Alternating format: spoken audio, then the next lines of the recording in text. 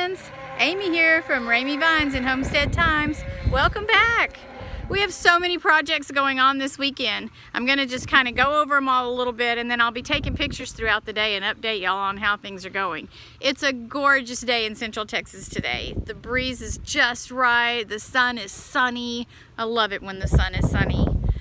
Take a look at my cows. They are mooing and mooing because Ray's off in his tractor, which usually means they're about to get fed. But what he's doing is going and picking up some silt from one of the tank bottoms to come and fill in.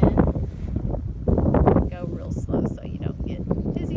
Right next to the garden is the pad site for the greenhouse, and he's going to get some silt to fill in the pad that he's kind of got dug out a little bit to set the greenhouse on. That's the big project. Poor Ray. I know he probably needs to be out in the fields or planting or cutting or doing something that fields people do, but he's going to help put my greenhouse together today. And it is in cajillion pieces. Trying to organize the pieces by numbers just to try and make it easier. What we're doing is a 10 by 12 Harbor Freight greenhouse we bought the kit for. This is a lot of the pieces. I would take you through this process step by step as we do it, except for the fact that there are lots of YouTube videos already available out there for this project. And I did do a lot of research on this first. There's a lot of folks that don't rate this Harbor Freight kit as very friendly to put up or very durable over a long period of time. We'll see how that goes. I went with it anyway in spite of some of the bad reviews, because there were equal, if not more, good reviews on this affordable and great size greenhouse that I want. Radish update. Over a week old now. Thriving quite well. They have their true leaves on them now. See, these on the outside are their germination leaves. Come first up out of the seed, and then they start forming their true leaves, where most of the photosynthesis takes place. Before you know it, it's going to be making radishes under there. And then before you know it, we're going to be picking them. World, welcome to the world, little bitty baby ladybugs. Y'all are so cute. Grow up big and happy. Eat lots of aphids. Sweet baby ladybugs. There's a whole nest of them. Way to go, baby ladybugs. Keep growing. Y'all are all beneficials. So sweet. We love ladybugs around here. Just another little snippet. It's awful windy today, and I don't have my rig out here, so I hope you can hear me. But as I was saying, my husband's pretty handy and thought of some modifications to our Harbor Freight greenhouse, and one of them was to bolt it down to a solid base rather than just down in the dirt a little bit and a pea gravel floor like they recommend. We'll see how this works. I find it pretty promising. My husband's pretty right on when it comes to these sort of decisions, so we're just getting started now, laying these out and leveling them, and then hopefully we'll get going with the frame soon. Got the other bed filled today. Some more of the dirt came in. My tomatoes are looking great. The radishes are really growing. I have so many more things to plant, but one step at a time.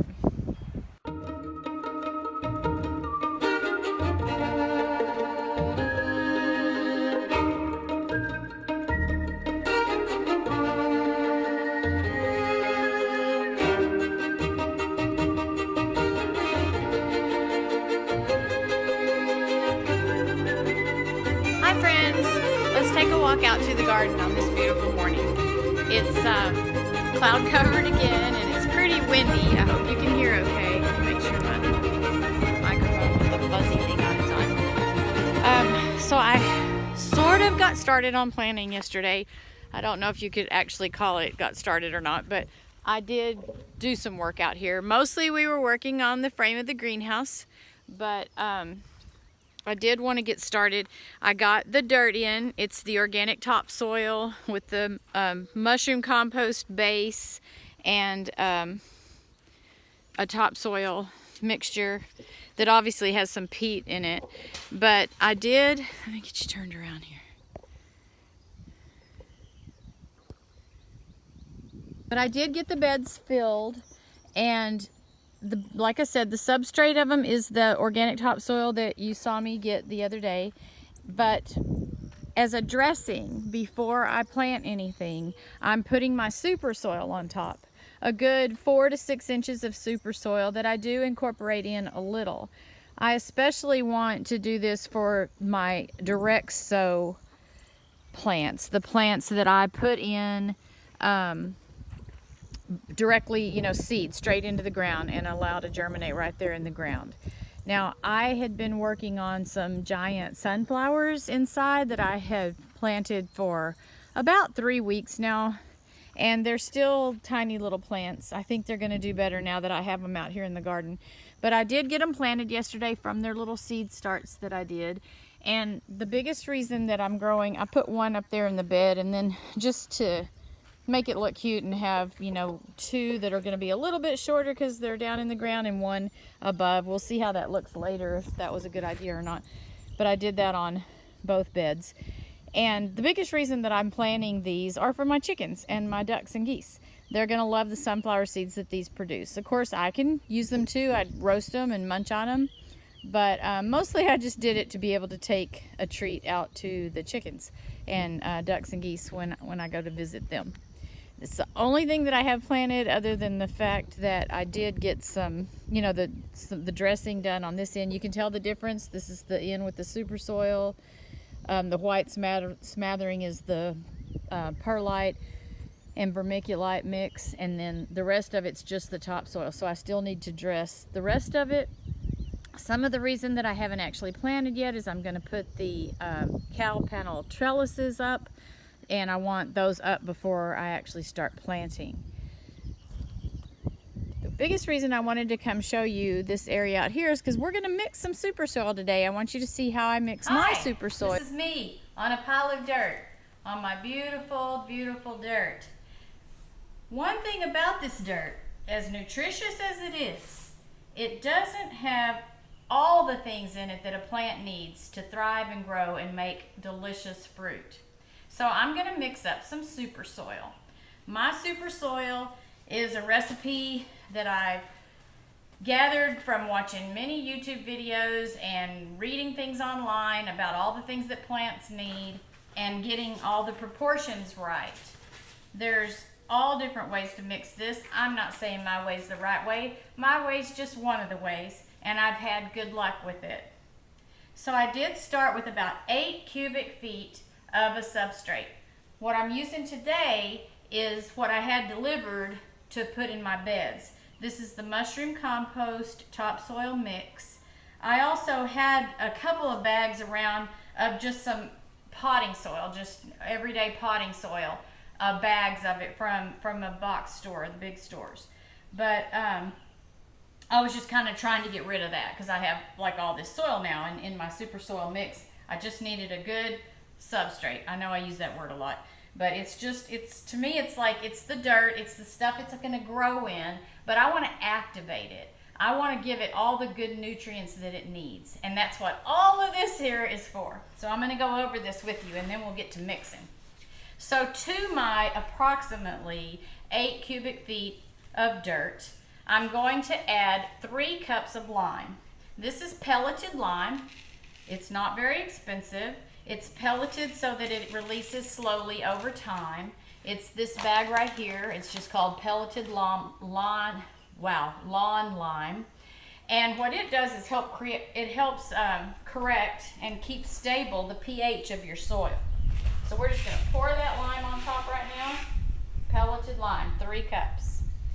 Next up is some perlite or vermiculite. This time I'm going to use vermiculite. Vermiculite helps lighten the soil. It's a crushed volcanic rock, and it does just help aerate and lighten the soil. And I'm going to use, as soon as I get to it, I'm going to use 8 quarts of that. I had already measured this up from a quart. I have a big old bag of it that I ordered online. It's nice and light, so even though it's a nice big bag, shipping was actually free, but it's not that difficult to ship a great big old bag of this stuff because it is nice and light. So that's 8 quarts of vermiculite. Next up, one of the things plants really need is calcium. I do 2 different things for calcium. One of them, every day, good old eggshells. I save them. Every time I eat an egg, every time I crack one, I save the eggshells and pour it in my super soil. However, it takes eggshells quite a while to break down in your soil. It takes them quite a while, about a year from what I've read. So while this is going to help the soil out next year, I need something that's going to help it out a little bit more this year, especially growing tomatoes. A lot of vegetables, a lot of plants, they have to have calcium, but some of them love calcium. Tomatoes are one of them. But to help out this year, I'm going to add some oyster shell, which also takes a bit to break down, but it's a little more readily available in the soil. I'm going to add 3 cups of oyster shell. That comes at feed stores, Lowe's, any of the stores carry oyster shell. Another thing I use for oyster shell is I just kind of sprinkle it around down in my chicken pen. It helps harden their shells and gives them the calcium they need for laying those eggs. So 3 cups of crushed oyster shell.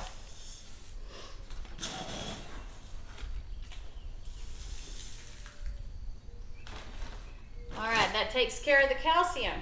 The other things plants need, gotta love Crocs. Everything gets inside of them there. The other thing plants needs are phosphorus. Phosphorus is in our bones. Plants need it as well. And what I use for my phosphorus is bone meal. 6 pounds of it. Right here, 2 different bags. They're 3 pounds each of phosphorus, also called bone meal. Gotta get my opener. Oh good, it tears easy. Throw some bone meal on top.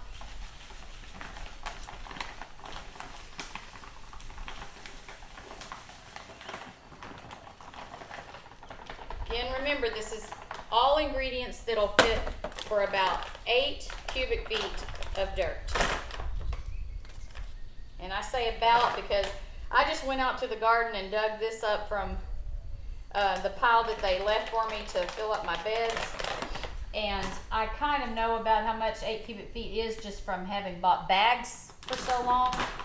You just kind of get used to about the volume that's in a bag of soil, potting soil. They usually come 2 or 3 cubic feet, sometimes 4, and again, like I said, this is approximately 8, and all these in quantities that I'm giving you right now are all to fit for 8 cubic feet. All right, that's our phosphorus. The other thing they need is magnesium, and there is no easier way to add magnesium than just Epsom salt. This is a 7-pound bag of Epsom salt. It's quite the plant nutrient.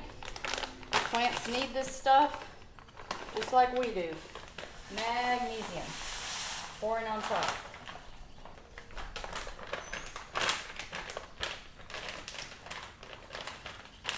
Plants need magnesium, but they also need it for metabolizing the phosphorus and the calcium. All of this is a very big chemical balance.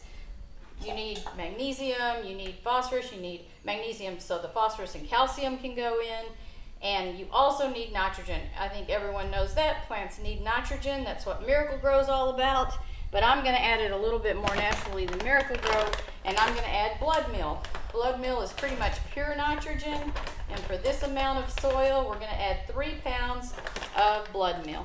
That's this bag. This is just a 3-pound bag of blood meal.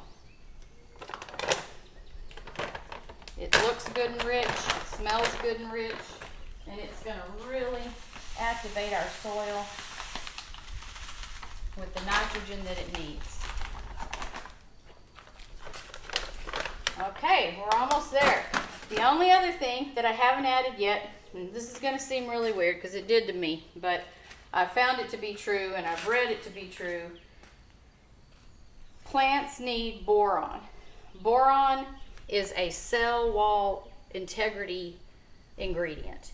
The plants can't take all these good nutrients into their system without having cell integrity, with good cell wall integrity. So the boron helps with that. You only need like a tablespoon of boron, and one of the easiest ways to come across boron is just a old-fashioned borax, the laundry detergent booster. Our grandmothers used it, our great-grandmothers used it. Just remember, it's pretty strong stuff. 1 tablespoon is about all you need. And I sprinkle that all over because I want it mixed in good. You wouldn't want it not mixed in and have a plant tap its roots right into a pack of boron, because it would burn it. Okay, that's our stuff. I just go about the mixing now. I start out just kind of mixing with a shovel to get a little bit of it in. Then I end up just sitting down and kneading through it with my hands. I don't mind my hands being in dirt. You can do it all with a shovel.